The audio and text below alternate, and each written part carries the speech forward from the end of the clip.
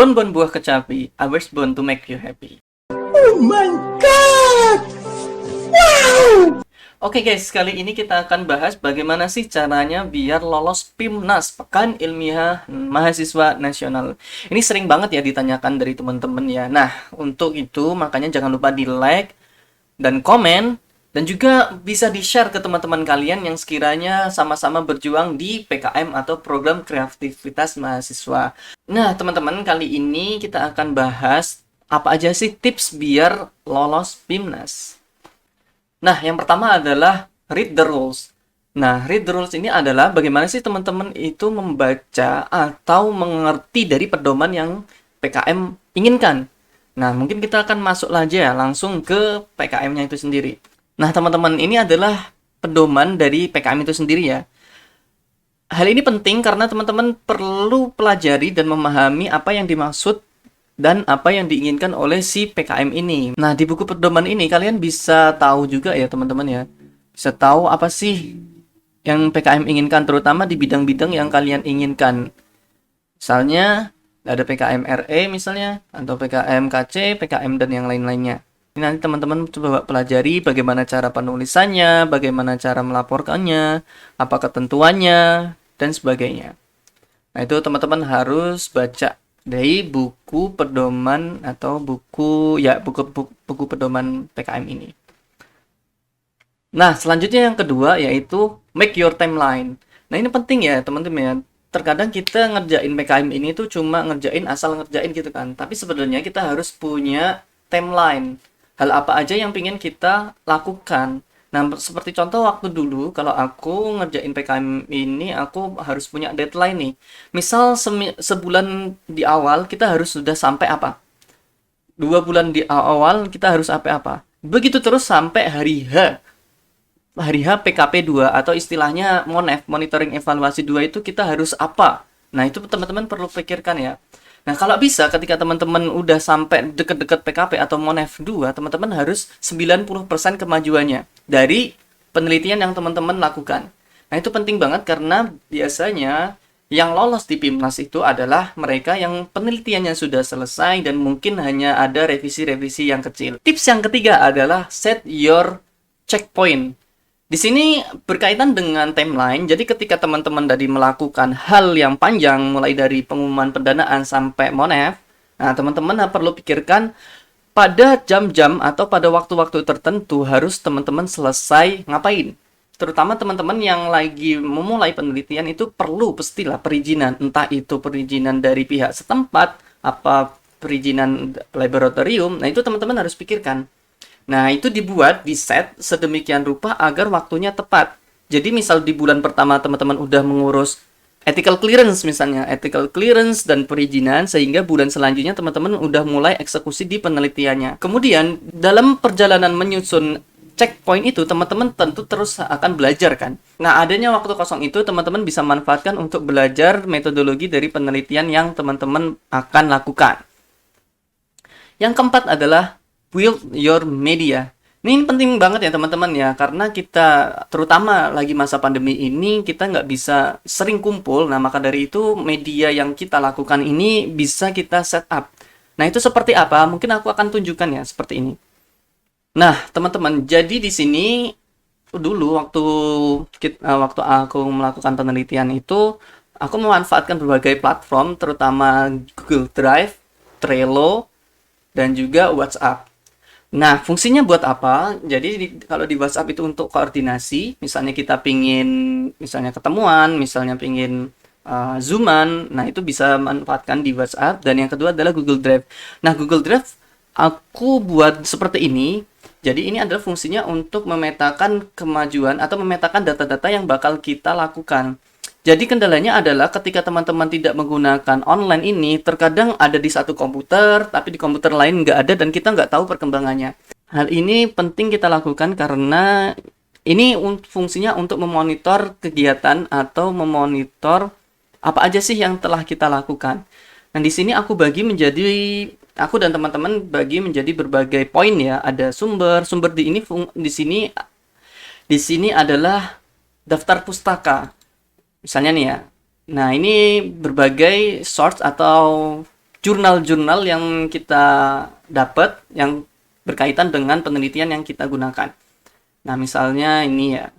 Terus nanti di sini juga kita buat istilahnya langsung dibuat daftar pustakanya.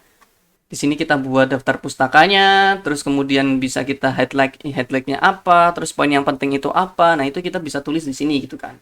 Oke. Terus kemudian di poin pengeluaran ini terkait tentang uang ya, pelaporan keuangan.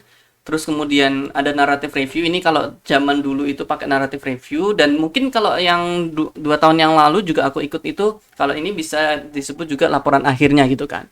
Nah, terus ada juga ya berbagai hal lah, termasuk poster-posternya. Laporan kemajuan kita buat di sini. Nah, terus kemudian kita masuk ke Trello. Nah, di Trello ini fungsinya apa? Ini benar-benar fungsi untuk kita melakukan updating data. Jadi di sini kelihatan ya teman-teman ya.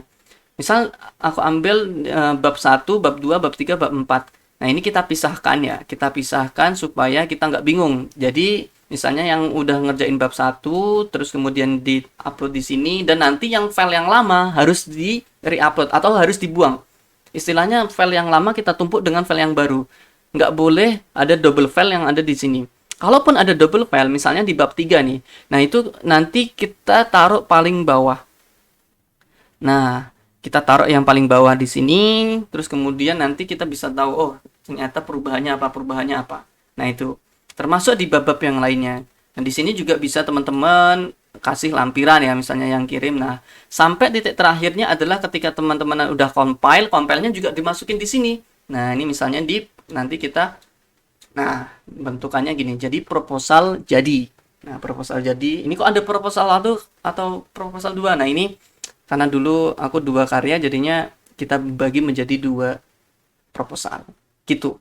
Selanjutnya teman-teman juga bisa manfaatin Google Doc ya untuk nulis dari penelitian yang teman-teman lakukan. Ini aku contoh misalnya ini proposalnya, tapi kalau misalnya udah laporan akhir teman-teman bisa juga.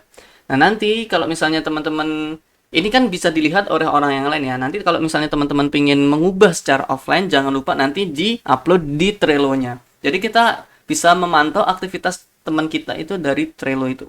Tips kelima adalah learning by doing. Teman-teman tahu bahwasanya PKM ini sangat panjang ya, sampai titik di mana kita harus melaporkan apa yang telah kita lakukan. Nah, di situ teman-teman jangan lupa setiap aktivitas yang teman-teman lakukan ditulis di logbook. Penting banget nih. Logbook fungsinya adalah untuk mencatat apapun yang kita kerjakan waktu kita melakukan penelitian. Nah, maka dari itu teman-teman harus jangan lupa untuk menulis aktivitasnya di logbook. Oke? Nah, selanjutnya ketika teman-teman nanti sudah melakukan penelitian dan teman-teman udah tahu ya, istilahnya udah tahu harus ngapain, teman-teman jangan lupa dikomparasi dengan metode yang lain. Nah, ini pentingnya adalah seperti ini. Ketika nanti teman-teman ditanya, kenapa nggak pakai metode ini, kenapa nggak pakai metode itu? Nah, itu teman-teman bisa jawab.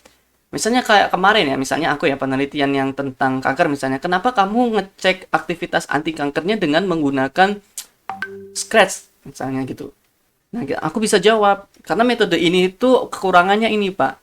Nah, di poin ini, teman-teman juga pasti belajar banyak hal. Bagaimana nanti metode yang cocok untuk penelitiannya, senyawa-senyawa yang dipakai itu bagaimana. Nah, ini teman-teman harus dipikirkan juga. Sehingga ketika nanti teman-teman ditanya, kenapa kok kamu pakai ini, kenapa kok nggak pakai itu, teman-teman punya alasan untuk menjawab itu. Nah, itu penting, karena semakin kita tahu atau semakin kita banyak belajar tentang berbagai macam kombinasi yang kita lakukan, nah itu teman-teman bakal banyak ilmu, dan alasan yang teman-teman lakukan atau yang teman-teman omongkan itu akan kuat. Di PKM 2021 ini kan sangat berbeda dengan 2 tahun yang lalu. Kalau 2 tahun yang lalu yang aku ikutin adalah full offline. Tahun yang lalu aku ikutin juga full online. Sedangkan di tahun ini kita blended, ada yang offline, ada yang online. Nah, ketika teman-teman melakukan penelitian yang blended, ini justru keuntungan teman-teman untuk melakukan penelitian dan literatur searching yang lebih banyak. Nah, itu seperti apa? Jadi, ini tips yang terakhir adalah ketika teman-teman nanti udah melakukan penelitian, dan misalnya udah mentok, kita nggak tahu nih hasilnya apa kan, atau nggak sempat melakukan pengujian tertentu. Nah, teman-teman bisa melakukan literatur searching untuk mendapatkan data tambahan. Ini penting banget. Jadi ketika nanti ditanya oleh juri, kenapa kok itu kamu uji kamu teman-teman udah ada alasan karena kita nggak punya alatnya atau keterbatasan waktu misalnya. Tapi teman-teman juga melakukan literatur searching yang related dengan penelitiannya teman-teman. Nah, ini justru bakal kuat. Ini loh Pak, ketika kita melakukan penelitian ini, kita dapatkan hasilnya seperti ini. Dengan metode ini. Nah, ini sejalan dengan literatur yang menyebutkan dengan metode yang lain, tapi hasilnya hampir mirip. Nah, seperti itu teman-teman. Jadi, justifikasi teman-teman atau argumentasi teman-teman itu bakal kuat ketika teman-teman didukung dengan literatur yang kuat. Nah, ini jadi kesempatan teman-teman untuk mengeksplorasi ide yang teman-teman dapatkan. Ketika teman-teman udah melakukan penelitian, didukung dengan literatur yang kuat, itu akan jadi suatu ide yang komprehensif yang lebih kuat. Nah, ini pesan buat teman-teman ya, jangan lupa tetap semangat dan juga jangan lupa untuk tetap berdoa dan berusaha sebaik mungkin. Next time kita akan bahas topik-topik seru lagi tentang bagaimana sih dinamika dari per-PKM-an atau perpimnasan ini. Oke, mungkin cukup sekian teman-teman dari aku, kurang lebihnya mohon maaf. Bye.